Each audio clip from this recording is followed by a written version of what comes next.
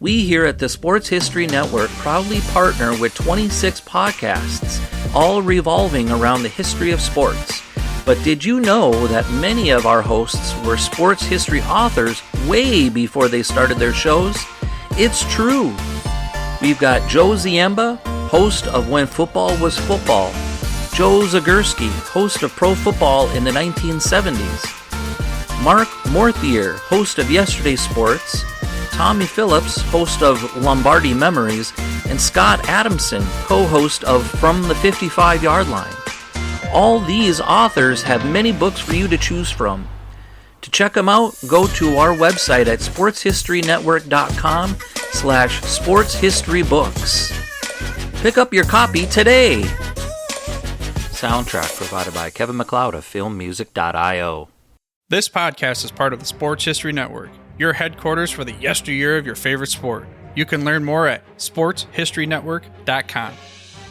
Hello, sports fans, and welcome to another edition of Yesterday's Sports on the Sports History Network. Today, we're going to discuss the Baltimore Orioles dynasty from 1966 to 1971.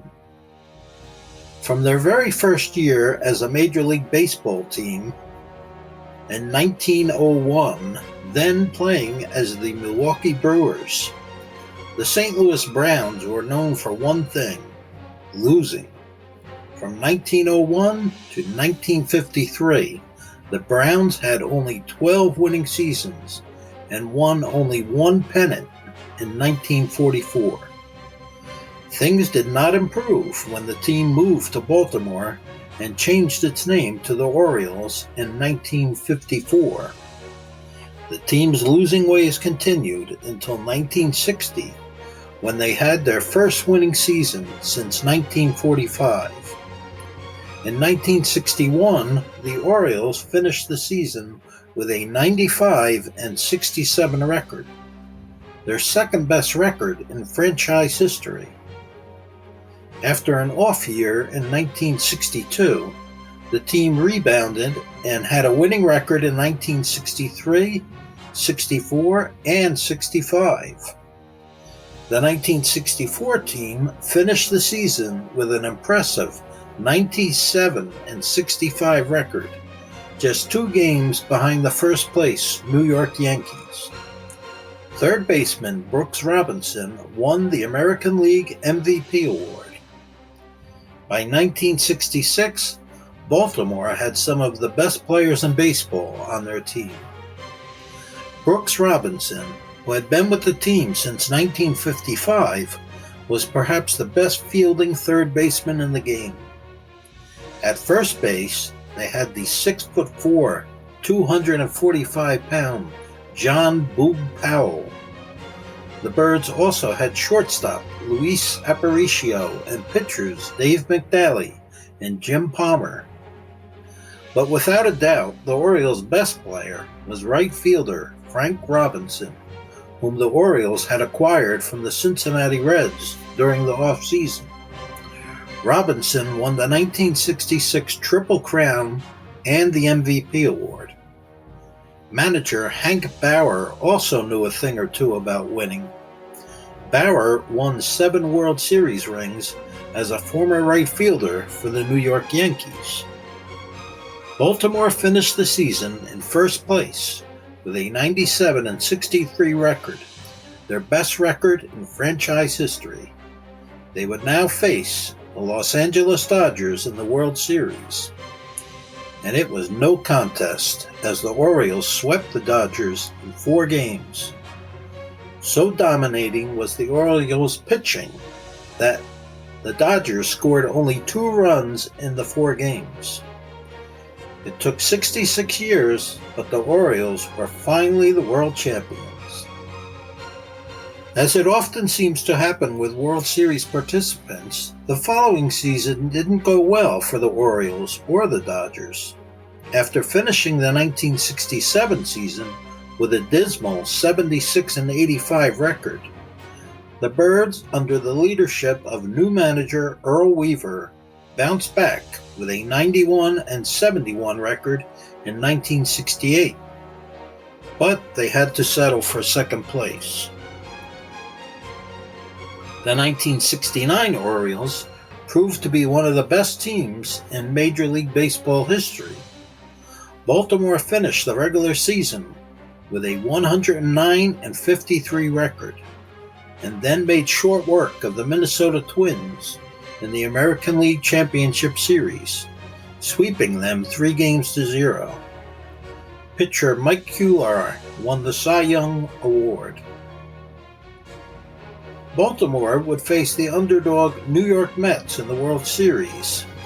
After winning the first game 4-1, the Orioles dropped the next 4 games. It was a stunning and disappointing end to an otherwise great season.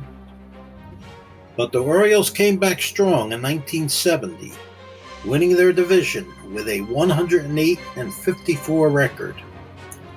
First baseman Boog Powell won the American League MVP. For the second year in a row, Baltimore swept the Minnesota Twins in the American League Championship Series. The Orioles went on to defeat the Cincinnati Reds 4-1. Brooks Robinson put on a defensive clinic and won the series MVP award.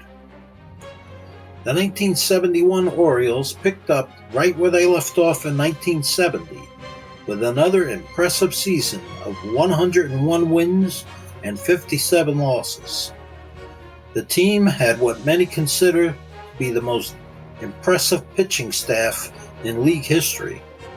Dave McNally won 21 games. Jim Palmer, Mike Cuellar, Pat Dobson all won 20 games. They swept the Oakland A's 3-0 in the American League Championship Series. The win gave them their 4th pennant in 6 years.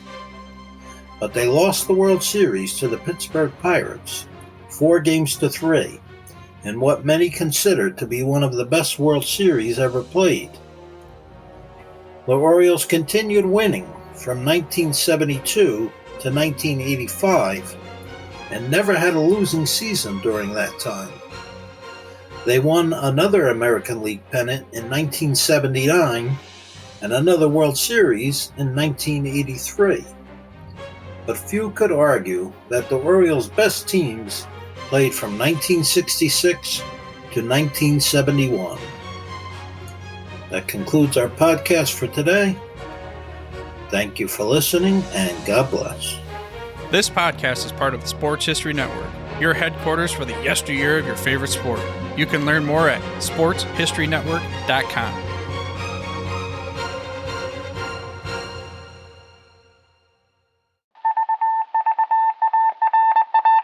It was just another ordinary day in the offices of the Pittsburgh Guardian newspaper circa 1924. But for Marla Delft, assistant editor, everything was about to change. For she was about to discover the awesome attractiveness of Row 1 brand retro sports paraphernalia items thanks to Orville Mulligan, sports writer. And there it is. Wow, Orville, that's really the bee's knees. Isn't it just? A poster-sized replica of the actual 1909 World Series program cover. I can see that. But where did you get it? And where'd you get it framed? I ordered it from the Row 1 website, where over 6,000 items of sports memorabilia from the 1880s to the 1990s are available for reproduction, in multiple sizes and in several different materials, with over a dozen styles of frame to choose from for prints like this. Well, I'm sure Mr. Delft would love to put up more of these in the office. But I'm equally as sure they're beyond this newspaper's budget.